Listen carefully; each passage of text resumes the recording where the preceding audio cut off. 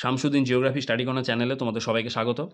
আজকে চলে এসেছি ক্লাস 10 তোমাদের জন্য এবিটিএ মাধ্যমিকের ভূগোল বিষয়ের কয়েকটি পেজের সমাধান নিয়ে।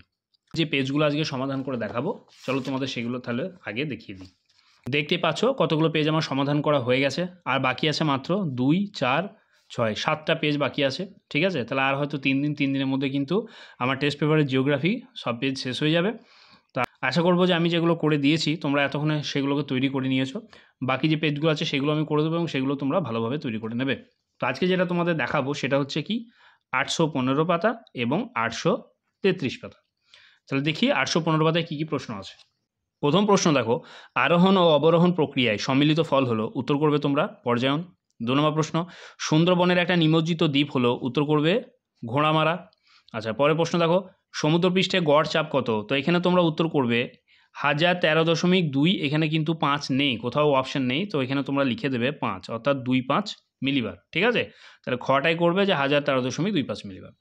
পরের প্রশ্ন কি আছে দেখো, মৌসুমী বায়ু হলো এক ধরনের কোন বায়ু? এটা কিন্তু বেশ কয়েকটা পেজে আগে এটা ছিল, মৌসুমী বায়ু হবে, তাহলে এখানে উত্তর করবে তোমরা সাময়িক বায়ু প্রবাহ। আচ্ছা, সোমালি স্রোত দেখা যায় কোথায়? উত্তর হবে ভারত মহাসাগরে, প্রায় প্রতি পেজে থাকছে। পরের প্রশ্ন দেখো, দুটি মুখ্য জোয়ার বা দুটি গৌণ জোয়ারের মধ্যে সময়ের ব্যবধান কত? উত্তর করবে তোমরা 24 ঘন্টা 52 মিনিট। পরের প্রশ্ন দেখো কি আছে, তেজস্ক্রিয় বর্জ্যের উৎস হলো, উত্তর করবে ইউরেনিয়াম। আচ্ছা, পরের প্রশ্ন দেখো, ভারত ও পাকিস্তানের সীমানা নির্দেশ করে, উত্তর করবে তোমরা র্যাডক্লিফ লাইন। আচ্ছা, এইগুলো একটু বলে দিচ্ছি শুনে নাও। ম্যাকমোহন লাইন কাদের সীমানা নির্দেশ করে? ভারত ও চীনের। ডুরান্ড লাইন হচ্ছে কাদের সীমানা নির্দেশ করবে? ভারত ও আফগানিস্তানের।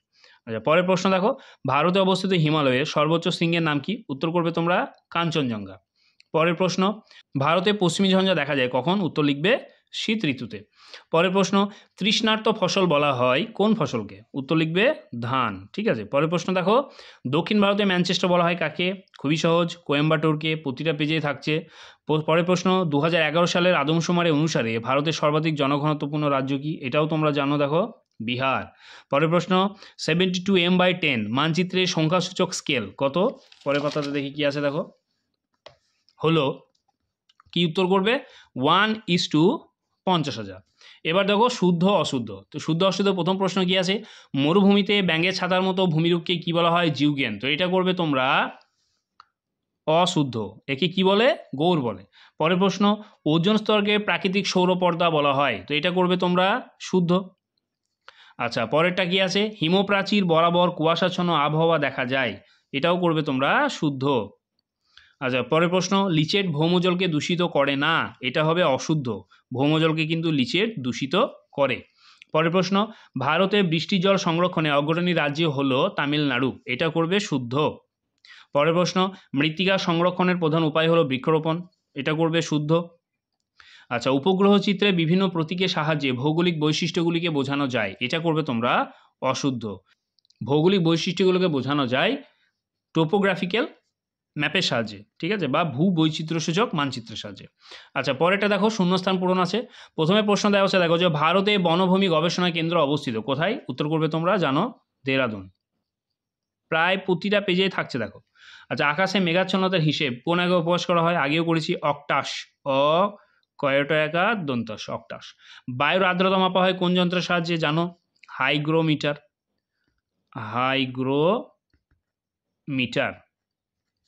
পরের প্রশ্ন কি আছে, পৃথিবী, চাঁদ ও সূর্যের সরলরৈখিক অবস্থানকে কি বলে? এটাও তোমরা জানো, সিজিগি। পরের প্রশ্ন দেখো, মালাবার উপকূলের উপহ্রদগুলিকে স্থানীয় ভাষায় কি বলে? কয়াল। এটাও কিন্তু প্রতিটা পেজেই থাকছে। আচ্ছা, ড্যাশ শহরকে ভারতে প্যারিস বলে, এটা একদম নতুন, এটা উত্তর হবে জয়পুর। ঠিক আছে, জয়পুর। পরের প্রশ্ন, উপগ্রহ চিত্রে ক্ষুদ্রতম একককে কি বলে? এটার উত্তর আমি কিন্তু বলবো না, এটা প্রতিটা পেজেই থাকছে, তাই আগেও বলেছি, এটার উত্তর তোমরা আমাকে কমেন্ট বক্সে জানাবে। আচ্ছা, পরের প্রশ্ন দেখো কি আছে, একটি বা দুটি শব্দ উত্তর। প্রথম প্রশ্ন দেখো, সাহারায় দুটি শিব বালিয়াড়ির মধ্যবর্তী অংশকে কি বলে? আগেও করেছি, উত্তর হবে করিডর, র।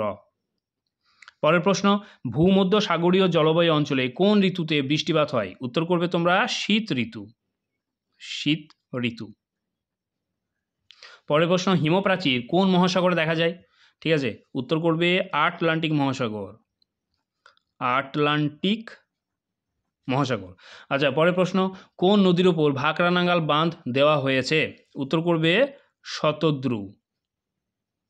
শতদ্রু। আচ্ছা, কোন বন্দরকে আরব সাগরের রানী বলে? উত্তর লিখবে তোমরা কোচিন। কয়কা চয়হসি দন্তন, কোচিনও বলা যাবে, আবার কয়কা চয়হসি যদি কোচি লেখো তাও হবে। আচ্ছা, প্লাস্টিক কোন ধরনের বর্জ্য? জৈব অভঙ্গুর। কেমন? জৈব অভঙ্গুর বর্জ্য। পরের প্রশ্ন, পৃথিবীর বৃহত্তম ম্যানগ্রোভ অরণ্য কোথায় অবস্থিত? সবাই জানো, উত্তর হবে সুন্দরবন। পরের প্রশ্ন,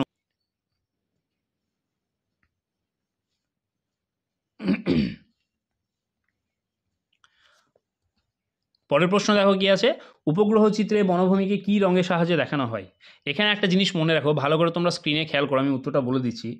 উপগ্রহ চিত্রের বনভূমিকে সাধারণত উপগ্রহ চিত্র দু রকমের হয়, একটা তোমার হচ্ছে তোমার প্রকৃত চিত্রতে হয়, আর একটা হচ্ছে ছদ্ম। তো উপগ্রহ চিত্র যেটা অর্থাৎ প্রকৃত, সেটাকে কি রঙে দেখানো হবে? অর্থাৎ সবুজ। অর্থাৎ বনভূমি যেমন সবুজ, সেরকম তাকে সবুজে দেখানো হয়। আর যেটা ফলস কালার অর্থাৎ ছদ্ম চিত্র যেটাকে আমরা বলতে পারি, সেখানে বনভূমিকে দেখানো হয়ে থাকে লাল রঙে। কেমন? তো এখানে উপগ্রহ চিত্রে বনভূমিকে কী রঙের সাহায্যে দেখানো হয় পরিষ্কার করে কিছু বলেনি, সেই জন্য আমি দুটো উত্তরই বলে দিলাম, যেটা পরীক্ষায় আসবে তখন সেটা উত্তর লিখবে। আচ্ছা, বাম দিকের সঙ্গে ডান দিক মেলানোটা দেখে নাও। সিলিকন ভ্যালি করবে তোমরা বেঙ্গালুরু, কফি গবেষণা কেন্দ্র চিকমাগালুর, মগ্নচড়া হবে প্ল্যাঙ্কটন, এবং কারেওয়া জম্মু কাশ্মীর। আচ্ছা, এর পরের পেজ যেটা হচ্ছে সেটা হচ্ছে 833। তো চলো 833 পেজে কি আছে সেটা একবার দেখে নিই। 833 পাতার প্রথম প্রশ্ন দেখো কি আছে, আরোহণ প্রক্রিয়ায় সৃষ্ট একটি ভূমিরূপ হলো? উত্তর দেখো বালিয়াড়ি, এটা আগেও বলেছি একবার। আচ্ছা, 2 নম্বর প্রশ্ন, ঝুলন্ত উপত্যকা সৃষ্টি হয় কোথায়? উত্তর লিখবে তোমরা পার্বত্য হিমবাহে। পরের প্রশ্ন, অ্যালবেডোর পরিমাণ সবচেয়ে বেশি হয় কোথায়? উত্তর লিখবে তুষার ক্ষেত্রে, বা বরফের উপরে যদি অপশন থাকে তাহলে সেখানে হবে বরফ। আচ্ছা, পরের প্রশ্ন, মৌসুমী হলো এক ধরনের কোন বায়ু? এটা করবে তোমরা সাময়িক বায়ু প্রবাহ। আচ্ছা, পরের প্রশ্ন, সমুদ্র স্রোত সৃষ্টিতে সবচেয়ে বেশি প্রভাব বিস্তার করে কোন বায়ু? উত্তর হবে নিয়ত বায়ু। আচ্ছা, পরের প্রশ্ন দেখো, মরা কটালের সময় চাঁদ, সূর্য ও পৃথিবী সাপেক্ষে নিম্নলিখিত কোণে অবস্থান করে? কত ডিগ্রিতে? উত্তর করবে 90 ডিগ্রিতে। আচ্ছা, ইউট্রফিকেশন মূলত কোন বর্জ্যের প্রভাবে হয়? এটা উত্তর করবে তোমরা কৃষি বর্জ্য। আচ্ছা, পরের প্রশ্ন, হিমালয়ের সর্বোচ্চ অংশটি হলো কি? উত্তর হবে হিমাদ্রি। কেন না হিমাদ্রিতে কিন্তু হিমালয় যেখানে আছে সেখানে হচ্ছে সব থেকে উচ্চতম শৃঙ্গগুলো অবস্থিত, ওই জন্য হিমালয়ের সর্বোচ্চ অংশ হিমাদ্রিকেই বলতে হবে।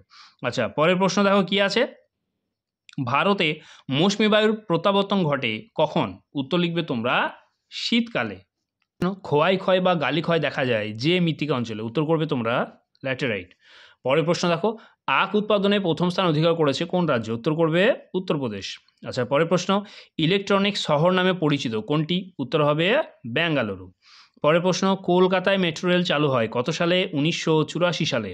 পরের প্রশ্ন, ভূবৈচিত্র্য সূচক মানচিত্রের মিলিয়ন সিটের অক্ষাংশ ও দ্রাঘিমার বিস্তার কত? এটা উত্তর করবে তোমরা 4 ডিগ্রি ইন্টু 4 ডিগ্রি। আচ্ছা, পরের প্রশ্নটা দেখো কি আছে, শুদ্ধ অশুদ্ধ। তো প্রথম প্রশ্ন আছে দেখো, মরু অঞ্চলের অবশিষ্ট পাহাড়গুলিকে মোনাডঙ্ক বলে? এটা উত্তর করবে অশুদ্ধ। ঠিক আছে, মরু অঞ্চল অবশিষ্ট পাহাড়গুলোকে বলা হয়ে থাকে ইনসেলবার্জ, আর এই মোনাডঙ্ক হবে কোথায়? সমপ্রায় ভূমি অঞ্চল, অর্থাৎ নদীর কার্যের ফলে সৃষ্ট অঞ্চলে। পরের প্রশ্ন, মিসিসিপি নদীর বদ্বীপ পাখির পায়ের মতো দেখতে? এটা করবে তোমরা শুদ্ধ। আচ্ছা, পরের প্রশ্ন, বায়ুমণ্ডলে অক্সিজেনের পরিমাণ সর্বাধিক? ঠিক আছে, এটা করবে তোমরা অশুদ্ধ। পরের প্রশ্ন, ভারত আফগান সীমারেখা ম্যাকমোহন লাইন নামে পরিচিত? এটা করবে তোমরা অশুদ্ধ। পরের প্রশ্ন, দক্ষিণ ভারতের তুলনায় উত্তর ভারতে নিত্যবহ খালের সংখ্যা বেশি? এটা করবে তোমরা শুদ্ধ।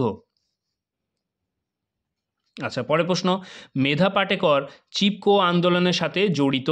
তো এটা করবে তোমরা অশুদ্ধ। ঠিক আছে, কেন এটা অশুদ্ধ করবে? দেখো, মেধা পাটেকর হচ্ছে যে আন্দোলনের সঙ্গে জড়িত সেটার নাম হচ্ছে নর্মদা বাঁচাও আন্দোলন। কেমন? আর এখানে যেটা বলা আছে যে চিপকো আন্দোলনের সঙ্গে যিনি জড়িত তিনি হচ্ছেন সুন্দরলাল বহুগুণা। তো আমি যেটা বললাম একটু মনে রেখে দিও। পরের প্রশ্ন দেখো, কৃত্রিম উপগ্রহে সেন্সর বস্তু দ্বারা প্রতিফলিত বিকিরণকে সংগ্রহ করে? এটা করবে শুদ্ধ।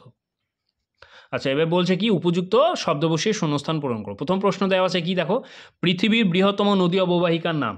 এখানে উত্তর করবে আমাজন নদী অববাহিকা। আমাজন নদী অববাহিকা। আচ্ছা, পরের প্রশ্ন, কোন জলবায়ু অঞ্চলে দৈনিক উষ্ণতা প্রসার সর্বাধিক? উত্তর করবে উষ্ণ মরু জলবায়ু। কেমন? আচ্ছা, পরের প্রশ্ন, ড্যাশের সঙ্গে কোরিওলিস বল সমকোণে কাজ করে? তো এখানে কি করবে তোমরা? উত্তর বায়ু প্রবাহের দিক। বায়ু প্রবাহের দিকের সঙ্গে, হ্যাঁ, বায়ু প্রবাহের দিকের সঙ্গে কোরিওলিস বল সমকোণে কাজ করে। পরের প্রশ্ন, সমুদ্রের মাঝের স্রোতহীন আগাছাপূর্ণ অংশকে কি বলে? উত্তর লিখবে শৈবাল সাগর। শৈবাল সাগর।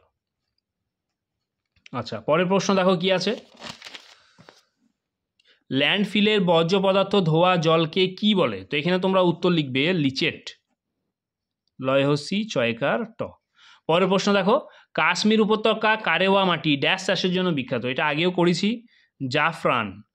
জাফরান চাষের জন্য বিখ্যাত। পরের প্রশ্ন, দুর্গাপুর লৌহ ইস্পাত কারখানাটি ড্যাশ নদের তীরে গড়ে উঠেছে? উত্তর লিখবে তোমরা দামোদর। দামোদর। আচ্ছা, এবার একটি বা দুটি শব্দ উত্তর দাও। প্রথম প্রশ্ন দেখো, অতিরিক্ত লবণাক্ত প্লায়াগুলিকে কি বলে? এখানে উত্তর লিখবে তোমরা স্যালিনা। দন্তা সহজফলাকার, লয়ে হসি দন্তা নয় আকার, স্যালিনা। আচ্ছা, 2 নম্বর প্রশ্ন, উলম্বভাবে বায়ু চলাচলকে কি বলে? এখানে উত্তর লিখবে বায়ু স্রোত। বায়ু স্রোত। ঠিক আছে, অর্থাৎ উলম্বভাবে বায়ু চলাচল বায়ু স্রোত এবং অনুভূমিকভাবে যখনই চলাচল করে সেটাকে আমরা বলি বায়ু প্রবাহ। আচ্ছা, কোন তিথিতে জোয়ারের প্রাবল্য সর্বাধিক হয়? উত্তর করবে অমাবস্যা তিথি। অমাবস্যা। পরের প্রশ্ন, পশ্চিমঘাট পর্বতমালার দক্ষিণতম গিরিপথের নাম কি? এই প্রশ্নটা অনেকবার প্রতিটা পেজেই থাকছে, তো এটারও উত্তর আমি কিন্তু বলবো না, এটার উত্তর তোমরা আমাকে কমেন্ট বক্সে জানাবে। আচ্ছা, পরের প্রশ্ন, ভারতের বৃহত্তম পশ্চিম বাহিনী নদীর নাম কি? এটার উত্তর করবে নর্মদা। পরের প্রশ্ন, কোন মাটির গঠন মৌচাকের মতো? আচ্ছা, এটা উত্তর করবে ল্যাটেরাইট মাটি। ল্যাটেরাইট। অনেক সময় মৌচাক না বলে দেখবে বলে দেবে হানিকম, সেটাও কিন্তু একই, হ্যাঁ, মানে হানিকম মানে মৌচাক। আচ্ছা, পরের প্রশ্ন, দক্ষিণ পূর্ব রেলপথের সদর দপ্তর কোথায় অবস্থিত? এটাও দেখে একবার করিয়েছিলাম একটা পেজে, উত্তর হবে গার্ডেন রিচ। গার্ডেন রিচ, হ্যাঁ, ব্র্যাকেটে কলকাতা লিখে দেবে, কলকাতা। পরের প্রশ্ন, ভারতে জীবন বীমা সংস্থার প্রধান কার্যালয় কোথায় অবস্থিত? উত্তর করবে তোমরা মুম্বাই। আচ্ছা, পরের প্রশ্ন দেখো কি আছে, বাম দিকের সঙ্গে ডান দিক মেলানো। তাহলে নামচা বারোয়া করবে তোমরা পূর্ব Himalaya, arsenic, blackfoot, rail engine, Chittaranjan, Malabar, coil. এই গেল তোমাদের দুটো পেজের সমাধান। আর যদি আমার চ্যানেল তোমাদের ভালো লেগে থাকে তাহলে প্লিজ চ্যানেলটা সাবস্ক্রাইব করবে, লাইক করবে, কমেন্ট করবে এবং বন্ধুদের মধ্যে শেয়ার করে নেবে। আজকের মতো এখানে শেষ করছি, দেখা হচ্ছে আগামীকালকে আরও দুটো পেজের সমাধান পর্ব নিয়ে।